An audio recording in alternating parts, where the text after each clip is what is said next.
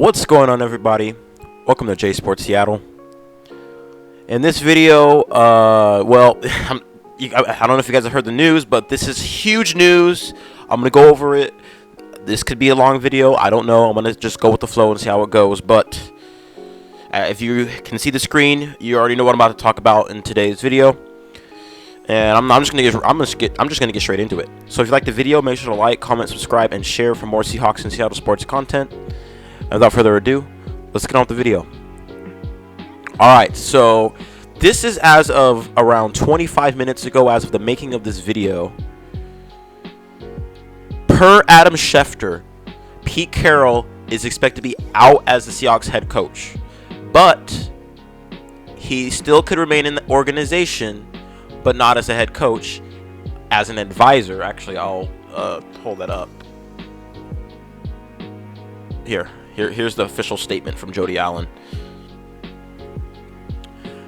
So, after thoughtful meetings and careful consideration for the best interest of the franchise, we have amicably agreed that Pete Carroll, with Pete Carroll, that his role will evolve from head coach to remain with the organization as an advisor. Pete is the winningest head coach in Seahawks history, brought the city its first Super Bowl champion title, and created a tremendous impact over the past 14 years on the field and in the community. His expertise and leadership in building a championship culture will continue as an integral part of our organization moving forward. Pete will always be a beloved member of the Seahawks family. Now, before I move on to anything else about this and just the rest of this video, I need to second what this just said. Peter Clay Carroll, you are the best coach to have ever coached for the Seattle Seahawks. By a mile, it won't even be close until another coach brings us another Super Bowl. He will forever be the best coach in Seahawks franchise history. Ever. And I will forever, as much as I've been pissed with Pete the past few years, it's just because I want us to win right now.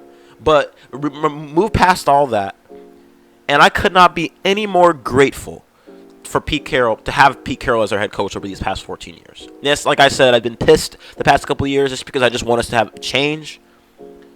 But I need to put that out there, because as much as I've given Pete Carroll a lot of, I've given him a lot of scrutiny and have given him a hard time, it's just because I want us to win. But that doesn't change the fact that I will forever be grateful that this guy brought us our first Super Bowl. He will forever be an integral part in the Seahawks community for the rest of time. And that's just that. Now that I got that out of the way. Oh, and keep in mind, just a little bit more before I continue. One of 3 head coaches of all time to win a Super Bowl and a national championship. I mean, there you go. So, Pete Carroll, we will forever be grateful that you are a head coach, that we were blessed to have you as our head coach. You brought us our Super Bowl ring, our one and only Super Bowl ring. Yes, we could have had 2 with your little blunder that you made, but you still brought us a ring. We didn't have a ring before you came to Seattle. So, we will forever be grateful for you. But moving on, it was time for us to move on. Now, moving on to what's happening now and in the news that just came through. Pete will remain in the organization as an advisor. And you know what? I think this is a fantastic idea. Because he's not going to be controlling the team and coaching the team anymore, but he still has his input. His knowledge is still worth a lot. Even though he's an older head coach, he still knows his way around players because he's been in it for too long. It's like second nature for him. So he's kind of like a motivator. He's not going to run the team. He's not going to call plays because obviously he's not our head coach anymore. But he will continue to help the next head coach to be successful because he's been there, done that. And then the head coach can figure out if, what Pete Carroll tells him is, yay or nay, good or not. This is awesome. And I was thinking about this. No, you know what? No, I'm gonna be honest with you. I never thought about this. I honestly thought about Pete being gone and like gone for good. I didn't think about him potentially evolving his role and changing his role in the organization as an advisor. But I think this is a great idea. This is good for both sides, both the team and for Pete Carroll, because he's still with the team. He's still with the Seahawks, but he's in a different role, and that's okay. 14 years. I mean. And like I said, he's brought us many playoff appearances, but it's time for a change. And I just couldn't be any happier to see that this is working out for both sides. They both agreed on this. Pete Carroll wants to stay with the Seahawks, even if it's not his head coach. This just goes to show how loyal Pete is to the Seahawks, because he's willing to step down from his role as head coach to become a different role, instead of going back to college or going to another team, because he is loyal to the Seahawks, because we've given him a job for the past 14 years. So I think this is a win-win situation, and we can finally move on from Pete and finally get a new head coach that can bring us new ideas and bring us back into playoff contention. Now, speaking of potential head coaches, I do want to bring up some contenders, some candidates that we could go for in this offseason, now that our head coaching spot is vacant. So I'm actually going to search up another one too. Eric Bieniemy.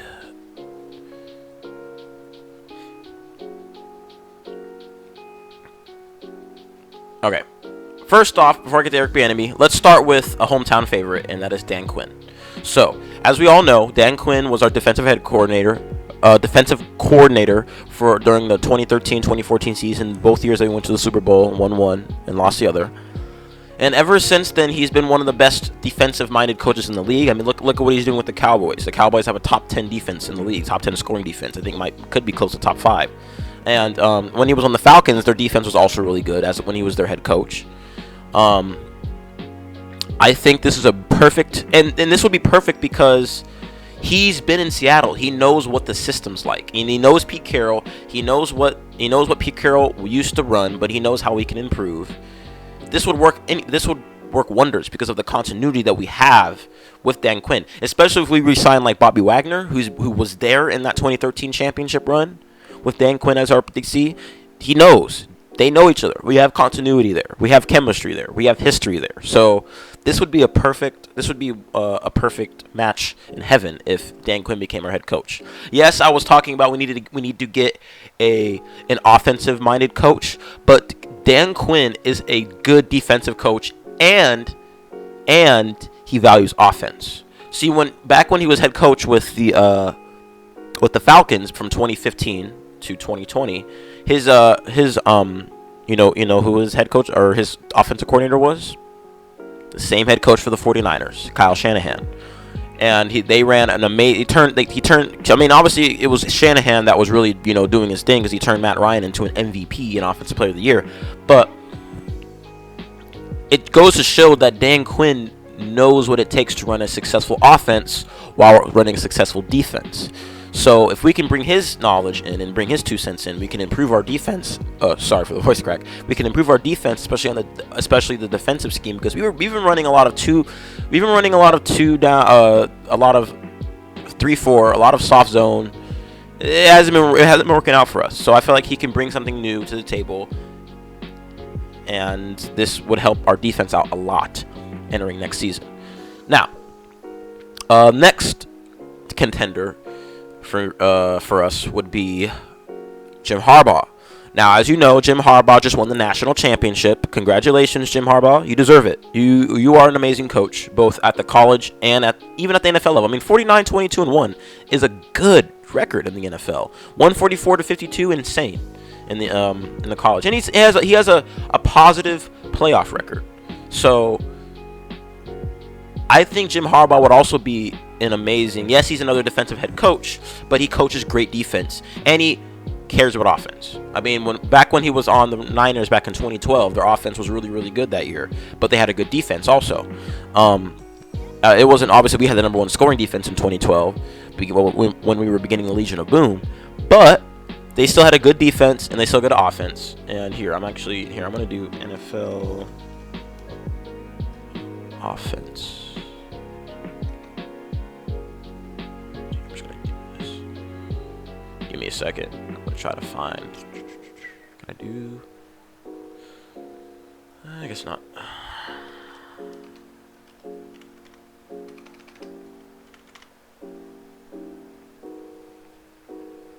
What in the world? Why is it like that? I gotta go to covers. Covers is nice. I've been using covers more lately. Okay.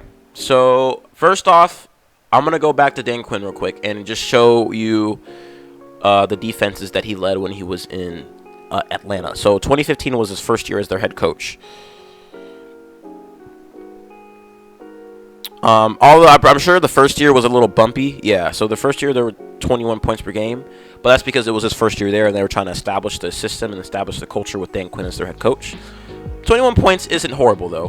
Hold up, that's actually wrong. Actually, no, I take that back. He had a 1, 2, 3, 4, 5, 6, 7, 8, 9, 10. They were 11th or 12th in points per game, and that was his first year as head coach. So Dan Quinn is an amazing defensive head coach. Further prove my point, let's go to the 2016-2017 season.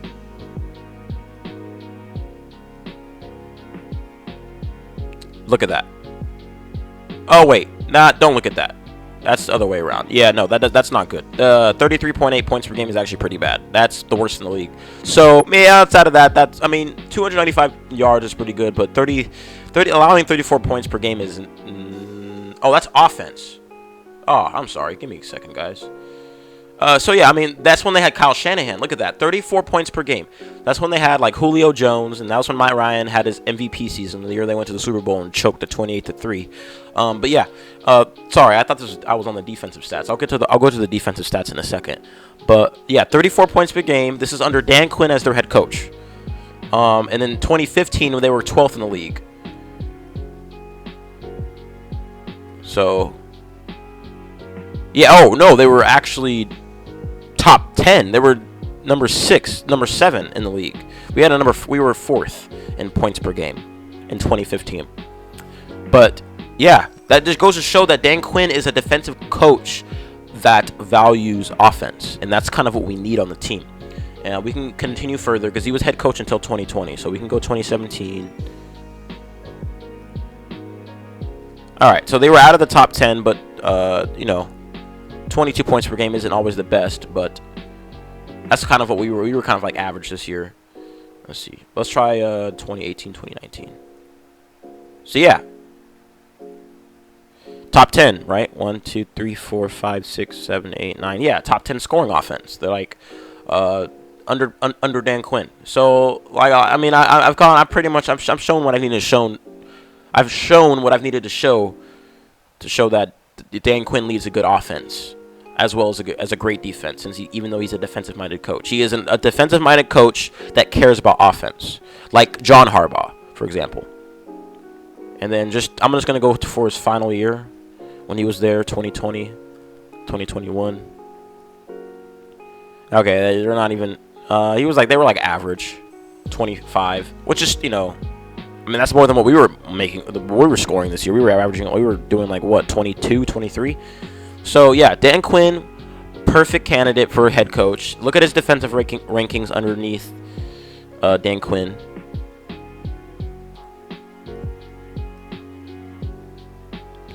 Obviously we had the best defense in the league because we had the Legion of Boom still. But 21.6 was not bad. It's better than our defense. This was his first year in Atlanta. So we're just gonna keep it going. I'm gonna keep it rolling. So next up was the year that they went to the Super Bowl. I don't know. Okay, so that's a little worrying. The year they went to the Super Bowl, they were allowing 25 points per game, but the thing is they had the best offense in the league, so that kind of canceled out. What about 2017? Yeah, so 2017, he had a good defense. 19.7, allowed 19 points per game, top 10 scoring defense. What about 2018? All right, Seattle was out of the top 10. Yeah, Atlanta wasn't really doing too hot that year, 26.4. I wonder, but I don't know if there was any other things that were happening, like injuries, stuff like that. Maybe defensive coordinator got shifted around. What about 2019, 2020? And then honestly, they fell off. Like just like the players they had were not that good. They fell off after that Super Bowl run, 25 points, and then he went. But the thing is, then he goes over to the Cowboys, and then look at the Cowboys defense. He went over to the Cowboys in 2021. So the thing is in 2020. The Cowboys were trash on defense. Like, they were horrible. They allowed, they were horrible. Nearly 30 points per game. They allowed the most yards per game in history. It was horrible for them. I think it was rushing yards. And then Dan Quinn came around in 2021. I'm pretty sure that's when he became their head coach. Yeah, or their defensive coordinator. So he became their defensive coordinator in 2021. Here, let's do that. Let's go to 2021. Boom, top 10 scoring defense. And then ever since he's been in Dallas, he's led a top 10 scoring defense each year. Look at that, top 5. This year. Yeah, top 5. Look at that. Boom.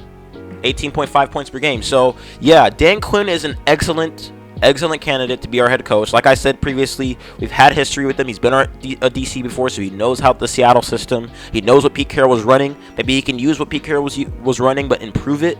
Find ways to make it better, so that way it's not as predictable. And I think he is a perfect candidate to be our head coach. So I'm gonna move back on to Jim Harbaugh. So as you know, he won the national championship, like I said, and he is an amazing coach both at the league, at the professional level, and the collegiate level. He's been to a Super Bowl. He didn't win it, and he almost won it.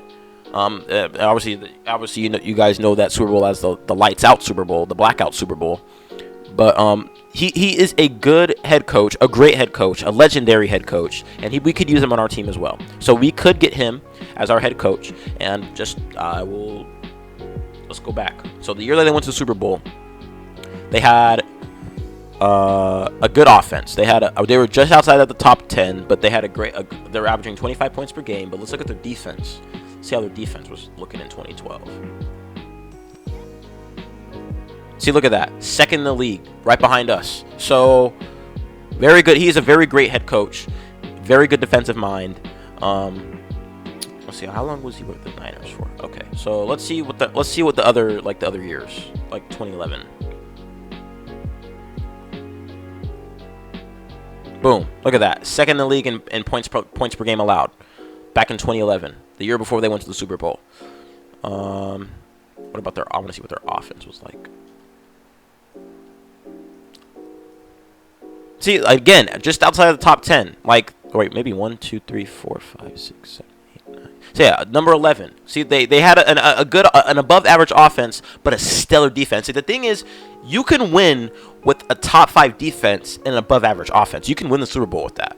That's good enough. And let's check the year we went to the Super Bowl, 2013, and won it.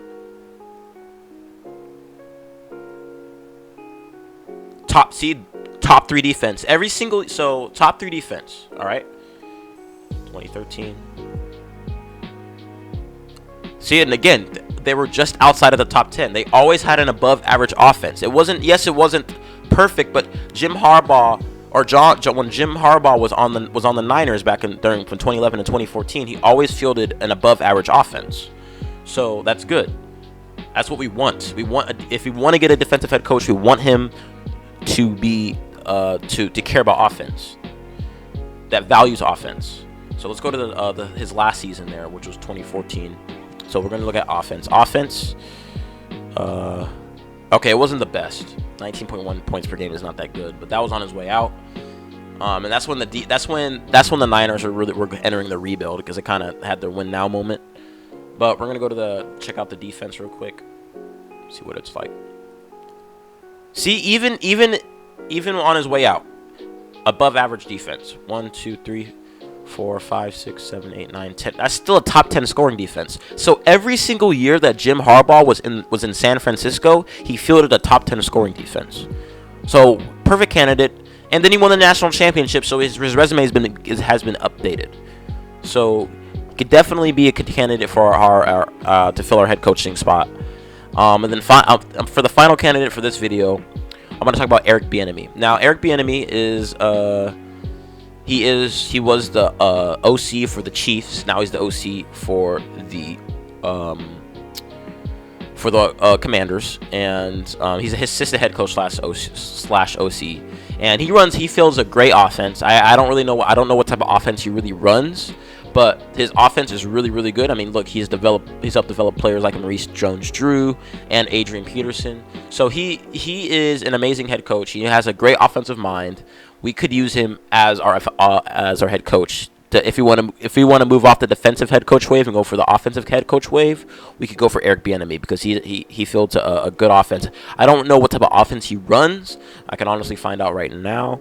What type of offense does Eric Bieniemy run?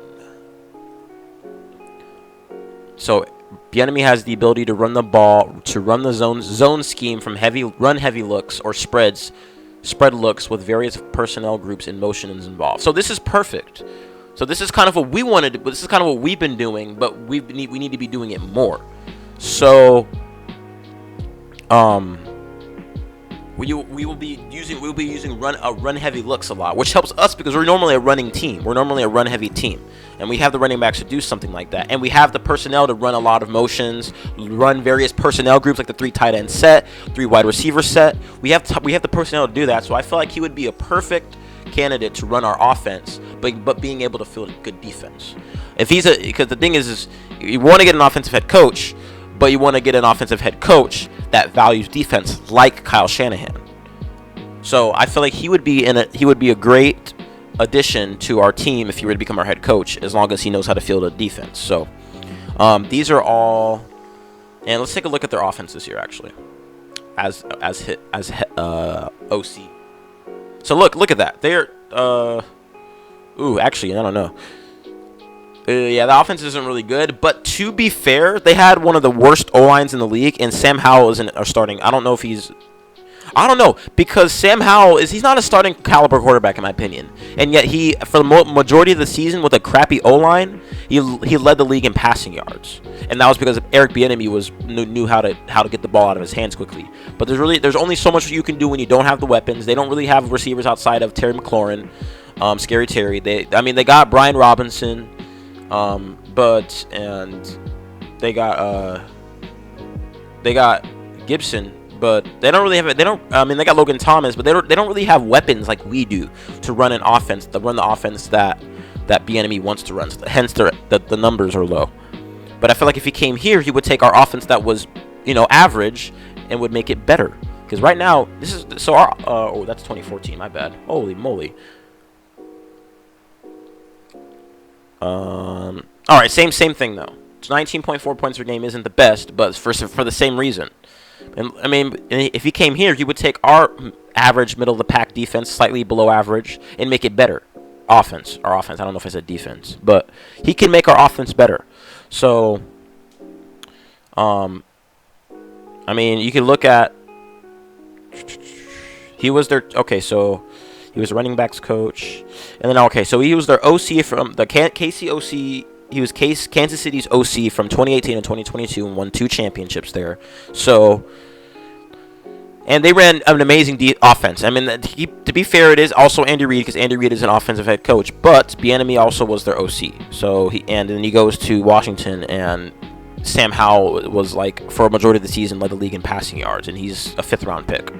So I think that any of these 3 guys, Dan Quinn, Jim Harbaugh, or Eric Bieniemy, any of these 3 guys would be perfect candidates to fill the head coaching spot. And you could still learn from Pete Carroll. Even though Pete Carroll's an advisor spot, he still is a Super Bowl winning coach, and still has knowledge that is worth it in this league. Yes, it isn't the best when he's putting it out there, because everyone else knows how to has figured him out. But you can still use his knowledge and then build off it, improve on it, you know? So that's why these guys all are perfect candidates to be our next head coach. So I think that's all I have for this video.